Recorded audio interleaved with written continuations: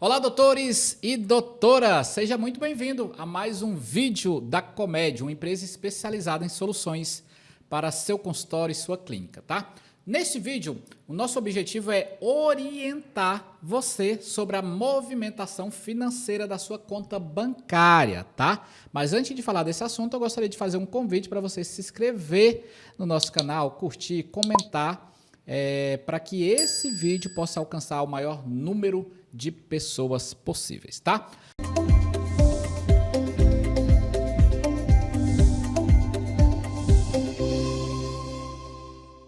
Olha só, qual a preocupação, tá? É que a sua movimentação bancária, ela de fato está compatível com a sua declaração de imposto de renda. Muitas vezes nos preocupamos somente com aquele saldo, lá do dia 31 de dezembro. Eu costumo falar que é o saldo da virada, tá? Tem a Mega Sena da virada e o saldo da virada. Por quê? Na declaração de imposto de renda é informado somente o saldo da virada, do dia 31 de dezembro. E esse saldo, nós fazemos a análise para ver se é compatível com os rendimentos que você teve, né, durante o ano calendário. Porém, a Receita Federal, ela está também tendo acesso a todas as operações que você fez, não somente o saldo, mas todas as operações que você realizou durante o ano, tanto de recebimento como também de pagamento. Por isso, nós estamos orientando aqui você a não ter problema com a Receita Federal, tá? Então, sua movimentação bancária deve ser totalmente compatível com os valores declarados. Então, se você informou na sua declaração R$100 mil que você recebeu durante o ano de 2022, por exemplo, tá? Você não pode ter uma movimentação de 500 mil, porque está dando incompatibilidade, tá? Para isso, a nossa orientação sempre é emitir uma nota fiscal, tá? E declarar todos os serviços prestados, independente da forma de recebimento. Ah, Sadraque, mas eu recebi via Pix, tem que declarar. Ah, Sadraque, eu recebi via cartão de crédito, independente de ser na opção crédito ou débito, tem que declarar DOC, TED, tá? A nossa orientação para que você não tenha problema com o fisco posteriormente é que você declare todo o serviço que você prestou, tá? Por causa e principalmente do monitoramento que a Receita Federal vem realizando, tá? Com as movimentações bancárias, tá? E aí fica também a nossa dica, a nossa orientação referente aos serviços que você pagou, tá? Então, solicitar a nota fiscal de todo o serviço que você realizou o pagamento. Por que, Sadraque? Porque se porventura a sua declaração for retida em malha fina, inclusive gravamos um vídeo exclusivo falando sobre malha fina, tá? Você pode assistir aqui mesmo no nosso canal. Então, se porventura a sua declaração for retida em malha fina, a Receita Federal ela vai solicitar essa comprovação documental. Então, a princípio, o que nós informamos na declaração de imposto de renda é somente informações. Nesse primeiro momento, não é enviado nenhum documento comprobatório. Não é enviado recibo, não é enviado nota fiscal, tá? Então, é enviado somente informações. Se porventura a Receita Federal questionar, né, duvidar de alguma informação, ela pode questionar. E esse questionamento, ela pede a comprovação. E aí que entra a documentação. Então, mesmo que nesse primeiro momento não vá notas fiscais, não vá recibos, é importante que você solicite e deixe guardado. Para quando a Receita Federal solicitar, você já tem condições de enviar, tá? Por isso a importância. Fez um tratamento médico, fez um tratamento odontológico, pagou a escola do seu filho, pagou aquele plano de previdência privada, pegue a documentação e guarde. Deixa bonitinha, guardada. Se porventura a Receita solicitar, você já tem à disposição, tá? E aí uma atenção muito especial, fiz questão de colocar na cor vermelho, tá? Quando o imposto de renda deve ser pago mensalmente? As pessoas confundem declaração de imposto de renda, que deve ser enviada anualmente, com o imposto de renda, que é um tributo, tá? Que deve ser pago mensalmente. Como assim, Sadraque? O imposto de renda ele é mensal? Sim. A declaração ela é anual, tá? Então, o que é a declaração? Conjunto de informações fiscais, tributárias, tá? E patrimoniais que devem ser enviadas para a Receita Federal anualmente. E o que é o imposto? É parcela, né, um tributo que é calculado sobre o rendimento que você recebe, tá? E esse tributo ele é mensal. Tanto é, olha só, você, pessoa física, recebe do Estado, recebe da Prefeitura, recebe das operadoras de plano de saúde, todas elas pessoas jurídicas. Quando existe uma relação, você, pessoa física, com uma pessoa jurídica, é obrigação da pessoa jurídica reter na fonte. Para isso, existe uma tabela chamada tabela progressiva, tá? Aonde vai verificar qual é a faixa do pagamento. Como médico, a maioria, né? Eles recebem acima de 5 mil, já pega a última faixa, que é de 27,5%. Então, é obrigação.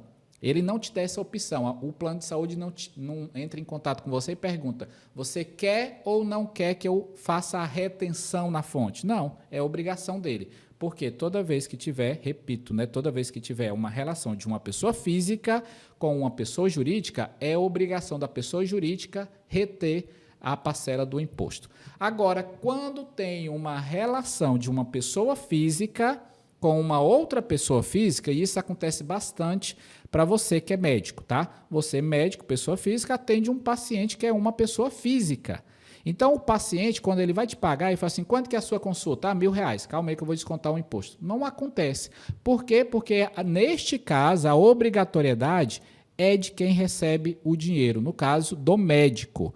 Então, o médico que deve fazer um controle financeiro, e esse controle financeiro é o livro caixa, registrando todas as entradas, toda a saída, e se porventura teve lucro, ele tem que apurar o imposto mensalmente.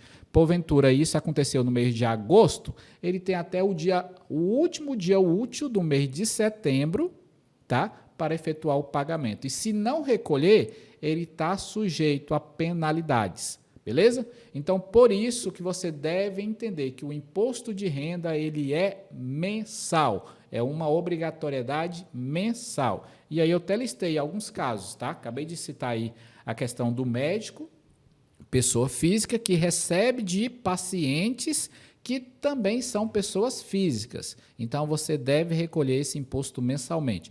Quando vender um patrimônio, é o chamado ganho de capital. O que é o ganho de capital? É o lucro. É o lucro obtido na venda de algum patrimônio, seja ele automóvel, seja ele um móvel, tá? Ou seja ele um imóvel, tá? Esses três: móvel, imóvel ou automóvel. Você vendeu e obteve lucro, saiba que você está sujeito ao imposto de renda, tá? É claro que existem algumas particularidades que te dá, né, isenção, mas você tem que analisar cada situação. Aqui também no nosso canal, nós gravamos um vídeo específico falando sobre o ganho de capital. Caso queira assistir, é só você procurar aqui mesmo no nosso canal, tá? Então, olha só, Sadraque, eu vendi um imóvel, tá? Eu tinha comprado um imóvel por 500 mil. E eu vendi esse mesmo imóvel por 700 mil. Pronto, tive um lucro de 200 mil reais. Em cima desse lucro, eu devo pagar 15% de imposto. Sadraque, quando?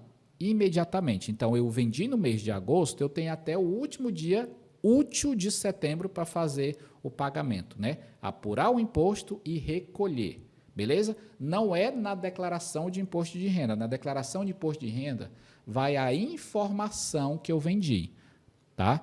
mas o pagamento do imposto ele tem que ser imediato, tá? Mesmo caso das operações na bolsa de valores, tá? Quando você compra uma ação, quando você compra um fundo de investimento imobiliário negociado na bolsa de valores, você comprou e vendeu, saiba que você também está sujeito ao imposto de renda. No caso das ações, existe um limite, né, de R$ 20 mil por mês. Então, você paga quando você excede esse valor de R$ 20 mil por mês. Agora, no caso dos fundos de investimentos imobiliários, não existe esse limite. Então, se você vendeu R$ 1.000 e teve lucro, você tem que pagar a tributação, o imposto sobre o lucro, mesmo que tenha sido inferior a R$ 20 mil.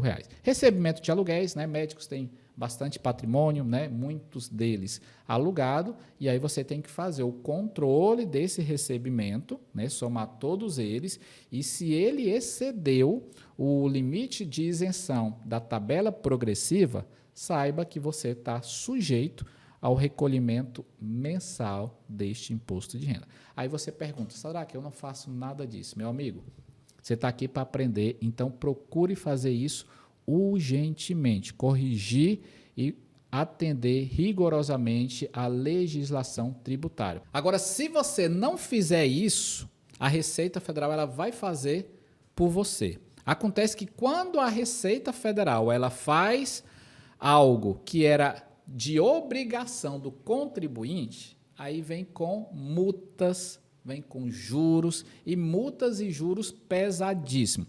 E como que a Receita Federal ela chega a essa informação? Através dos cruzamentos, tá, de dados. E aí eu quero apresentar alguns deles, tá? Por exemplo, olha só para você entender. A Receita Federal ela vai receber a sua declaração, tá? Acabamos de passar pelo período de entrega da declaração de imposto de renda e ela recebeu a sua declaração. E ela vai pegar as informações, tá, da sua declaração e vai fazer um cruzamento de dados, né, cruzamento de informações com outras declarações que ela recebeu. Da onde vieram essas declarações? Primeira delas, fonte pagadora. Então, eu informei que recebi do convênio A. O convênio A, ele tem que informar que me pagou, tá?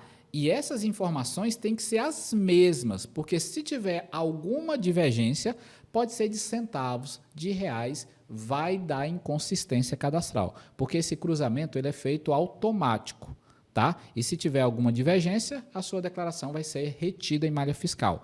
Ah, mas esse cruzamento ela não faz somente com a fonte pagadora, ela faz também com as operadoras de cartão de crédito. Isso quer dizer que se você informou que recebeu, tá, durante todo o ano de 2022, o valor de R$ 100 mil, só que a operadora de cartão de crédito informou que você mensalmente tinha um valor de uma fatura de 15 mil. 15 mil vezes 12 vai dar muito maior do que o que você recebeu. A Receita vai perguntar, uai, como que ele recebeu somente R$ 100 mil e conseguiu pagar uma fatura de crédito, né, de R$ 15 mil por mês durante o mesmo ano? Tá? Ou seja, ela vai levar em consideração que está totalmente incompatível o que você paga com o que você recebe. E aí ela vai entender que está tendo uma sonegação de receita, uma sonegação de rendimento. Tá? Ela vai fazer um cruzamento também com as operações bancárias e financeiras. Tá? Não somente pegar aquela informação do saldo da virada, mas sim as operações que teve, né, que tiveram durante o ano, seja de crédito ou seja de débito, o que entrou e o que saiu da sua conta, tá? DEMED é uma declaração realizada por clínicas, hospitais e estabelecimento de saúde, levando em consideração os atendimentos realizados exclusivamente para a pessoa física. Então, por exemplo, na DEMED é informado lá quem pagou, né? CPF e nome de quem pagou e CPF e nome de quem recebeu o atendimento, né? Quem foi beneficiado pelo pagamento daquele serviço. Então, se porventura o pai pagou, mas quem é o paciente é o filho, tem que informar o nome do pai, CPF do pai, nome do filho, CPF do filho. Tá entendendo? Tudo isso para a transmitir para a Receita Federal todas essas informações que ela vai fazer um cruzamento com a sua declaração, tá? Imobiliárias, construtoras, se você comprou ou vendeu, tá, algum imóvel através de uma imobiliária ou construtora, saiba que você vai ter essa informação lá na Receita Federal. Cartório, tá? Neste ano foi interessante que nós fizemos muitas declarações pegando como base a declaração pré-preenchida. E o que é a declaração pré-preenchida? A própria Receita Federal, para facilitar a elaboração da sua declaração, ela disponibiliza essa declaração pré-preenchida, que é o conjunto de informações já existente no banco de dados da Receita Federal. E aí, olha só, a gente conversando ali com o médico, né, elaborando a declaração, conversando, e muitas vezes ele nem lembrava de um lote que ele comprou lá no início do ano, tá? Aí eu falei assim, doutor, acabei de importar aqui uma informação do cartório, olha só, aonde fala que você comprou um lote, aonde fala que onde você comprou um apartamento, tá? Por quê? Porque a Receita Federal já tem essa informação que o cartório enviou para ela. Você pode observar que as últimas escrituras públicas, principalmente no último parágrafo ali, já está informando, ó, as informações que constam nessa escritura pública, né, serão enviadas para a Receita Federal através de uma declaração chamada DOI. Eu gosto de brincar que quando você não informa corretamente, isso vai doer, e doer muito, porque a Receita certamente ela vai te penalizar por isso, por essa omissão de informações, tá? Detrans também, assim como os cartórios, os Detrans também estão obrigados a informar isso para a Receita Federal. E muitas vezes você fala assim, Sadraque, mas o meu carro é antigo, o meu carro é velho, é um Fusquinha. Todo automóvel, tá? Independente do modelo, independente do ano, tá? Independente da cor, saiba que está obrigado a informar na declaração, tá? Um outro detalhe também, que muitos médicos falam assim, mas a minha declaração é simplesinha. Primeiro que não existe essa declaração simplesinha. Existe uma única legislação, tá, tributária com a regulamentação do imposto de renda para o formato de declaração simples ou completo. E para ambas, tá, modelo de declaração, saiba que você está obrigado a informar o seu patrimônio, tá bom? E aí, olha só, prova disso que a Receita Federal ela está tendo acesso, olha só, principais cruzamentos, tá? Toda pessoa física que movimenta na sua conta bancária valores acima de R$2.000 por mês já está no banco de dados da Receita Federal. Não é somente quando você recebe valor superior a R$2.000, tá? É a movimentação. Isso quer dizer que se alguém creditar na sua conta R$1.000 e depois você pagar uma conta de R$1.000, 1.000 mais 1.000, 2.000, pronto. A sua conta bancária já está sendo monitorada pela Receita Federal. Lembrando que o salário mínimo hoje é R$1.320. Então, a pessoa que tem um salário mínimo que recebe em conta bancária, ela já tem o monitoramento realizado pela Receita Federal, tá? Pessoa jurídica é um pouquinho maior, mesmo assim é um valor pequeno, tá? Em vez de ser 2.000, é R$5.000, tá? Tive o cuidado aí de pegar alguns prints, tá? Divulgados pelos principais canais de comunicação, falando o seguinte, ó, urgente, Receita Federal passa a monitorar o Pix e você pode ser cobrado. Então, nós precisamos entender as fases, tá? Primeiro, eles implantaram, tá? E foi uma fase obtida com muito êxito, muito sucesso, inclusive um percentual muito maior do que eles imaginavam, tá? Qual é a estratégia do Pix, ou por detrás do Pix? Diminuir as transações realizadas em dinheiro, em espécie. Então, por exemplo, se eu tenho R$500 aqui, paga a sua consulta em dinheiro, em espécie, a Receita ela não vai descobrir se eu não declarar que paguei e nem você declarar que recebeu. Concorda? Beleza. Mas quando eu pago em Pix, aí ela não depende nem da minha informação e nem da sua, porque criou-se uma terceira possibilidade dela monitorar, tá? O Pix tem rastreabilidade. Por isso que a estratégia do Pix é trazer esses pagamentos, tá, que acontecem diariamente para rastreabilidade, e aí ela consegue monitorar isso. Está multando? Ainda não, mas vai acontecer o mais breve possível. Primeiro era observa, está tendo muito PIX que não estão sendo declarado. Calma aí, agora vamos para a terceira e última etapa, que é a cobrança, é multar essas pessoas que estão recebendo e não estão declarando. Beleza? Ela já tem feito várias operações a respeito disso. Beleza?